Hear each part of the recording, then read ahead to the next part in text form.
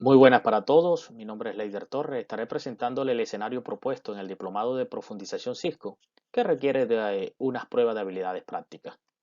En este proyecto se nos deja unos objetivos bien claros que son construir la red y configurar los ajustes básicos de cada dispositivo y el direccionamiento de las interfaces, configurar la capa 2 de la red y el soporte del host, configurar los protocolos de enrutamiento, configurar la redundancia del primer salto, configurar la seguridad y configurar las características de administración de la red. Tenemos 6 pasos para cumplir durante el proyecto.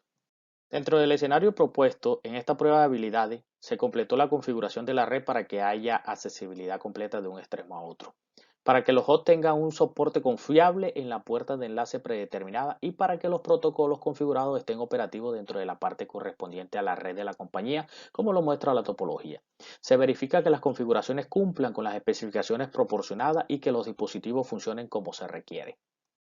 Dentro de los recursos utilizados que utilizaremos en el proyecto como tal, tenemos 3 routers, 3 switches, 4 PC, los cables de consola y los cables de Ethernet.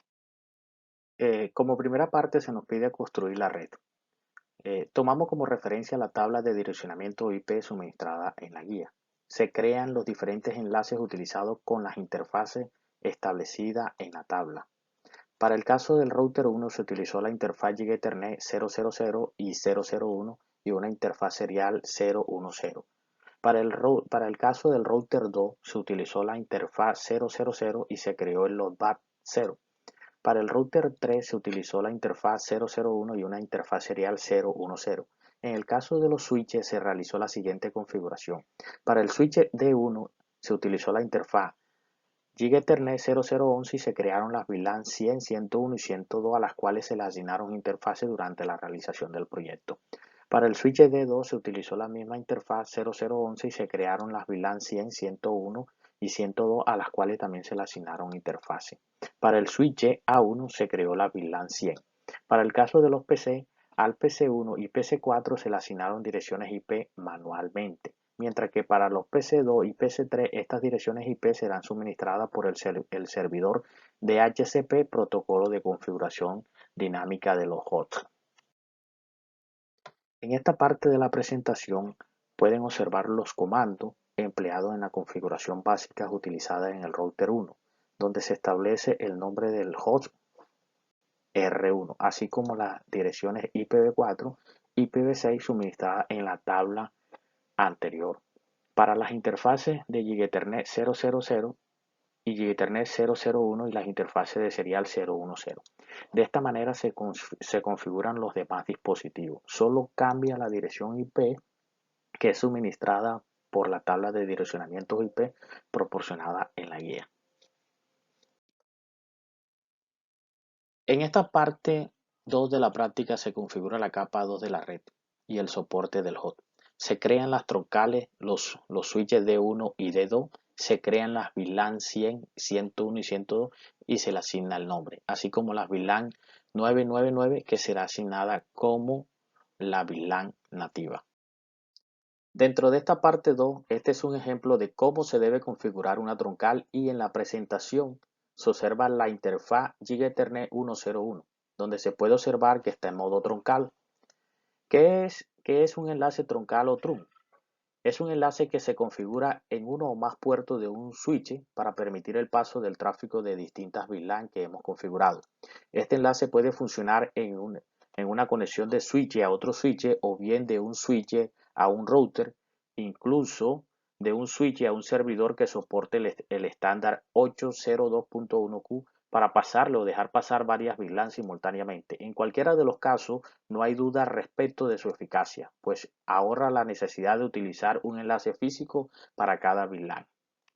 Dentro de la parte 2 del proyecto también se nos pide configurar protocolo de árbol de expansión rápida RCTP.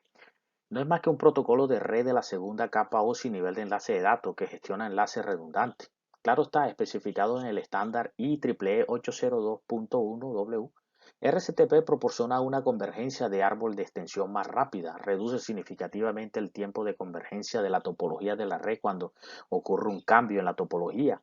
Ejemplo, cuando un enlace falla, cuando se desconecta un dispositivo como un router, un switch o se desconecta un PC. Cabe recordar que el tiempo de convergencia es el tiempo que los routers tardan en compartir información, calcular las mejores rutas y actualizar su tabla de enrutamiento. Una red no es completamente operativa hasta que la red haya convergido. Por lo tanto, la mayoría de las redes requieren tiempo de convergencia breve y en la presentación podemos observar los roles y los estados de los puertos RCTP.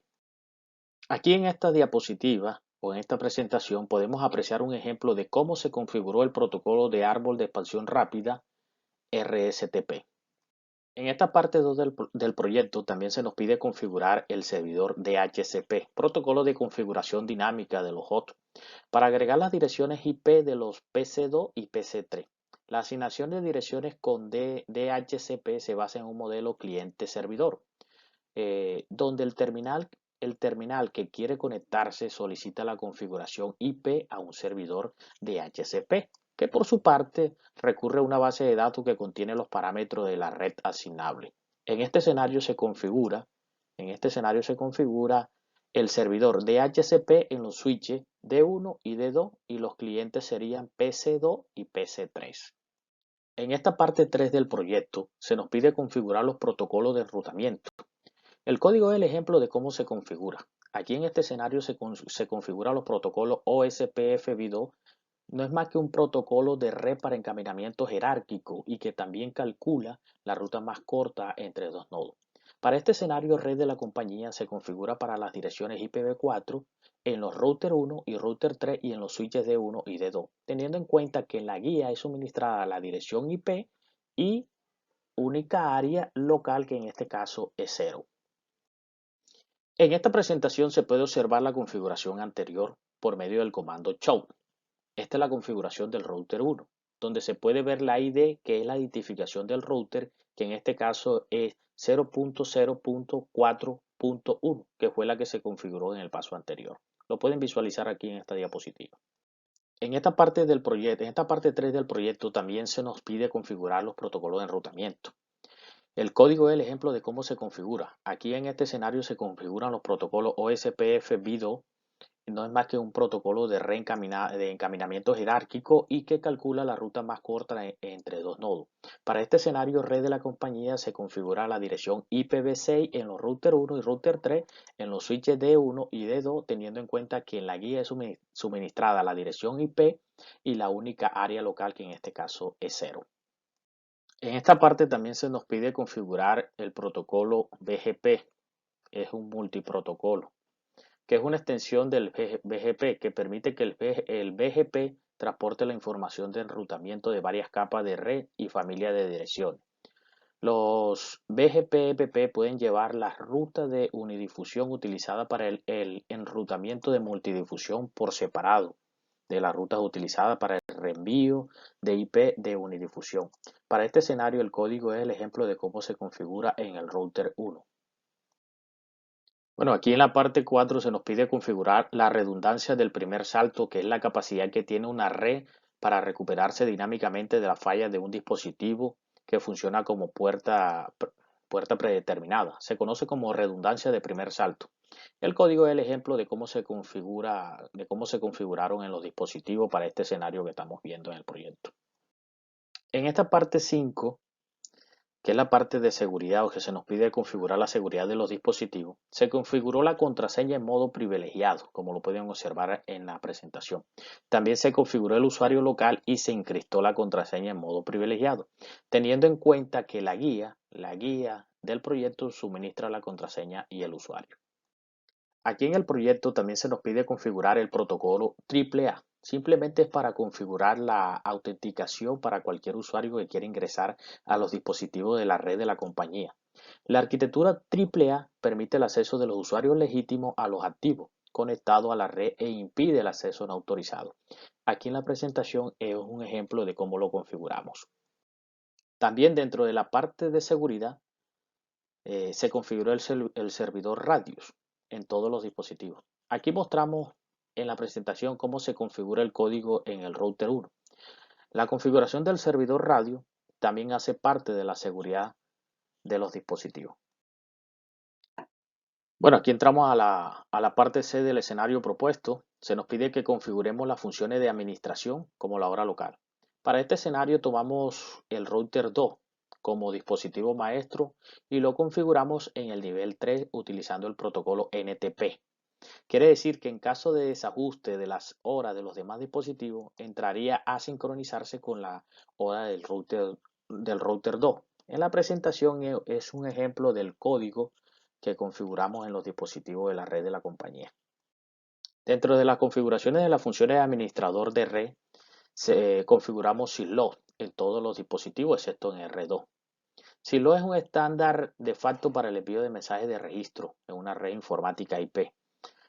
Por Syslog se conoce tanto el protocolo de red como la aplicación o biblioteca que envía los mensajes de registro. Un mensaje de registro suele tener información sobre la seguridad del sistema, aunque puede contener cualquier información. Junto con cada mensaje se incluye la fecha y hora del envío. El código en la presentación es el ejemplo de cómo se configuró el estándar Syslog para que cuando intenten loguear en alguno de los dispositivos R1, R3, D2, A1 se envía un mensaje de advertencia al PC1. Bueno, dentro de la parte 6, en la configuración de las funciones de administrador, también se nos pide que configuremos el protocolo SNMP V2C en todos los dispositivos, excepto en R2. En la presentación se muestra el código de cómo se configura. Este protocolo lo que hace es simplemente monitorear la red. Se recopila información del administrador sobre la red local, almacena y recupera información y señala un evento al administrador. Como conclusiones tenemos: por medio de este proyecto se describe cómo utilizar la plataforma de Cisco Packet Tracer para establecer la configuración básica de los routers y los switches. La configuración básica de los routers incluye la configuración de las direcciones IP para cada una de las interfaces usadas en este proyecto. Se concluyó que para configurar un puerto de un switch de un extremo de un enlace troncal se utiliza el comando switchport en modo troncal.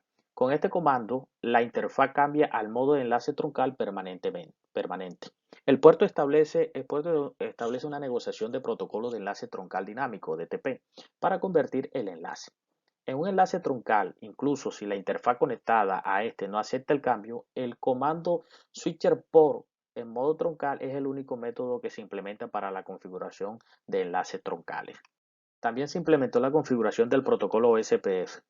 Se implementó el protocolo de redundancia del primer salto, que no es más que la capacidad que tiene una red para recuperarse dinámicamente de la falla de un dispositivo que funciona como puerta predeterminada. Se estableció la seguridad de la red para proteger el acceso en un modo privilegiado. Por último, se configuraron las características de la administración de la red, el cual es el proceso de preparación de los dispositivos, puesto que la configuración de esto determina el comportamiento de los datos de la red. Bueno, esta era la presentación que quería mostrarles. Agradezco muy amablemente la atención prestada.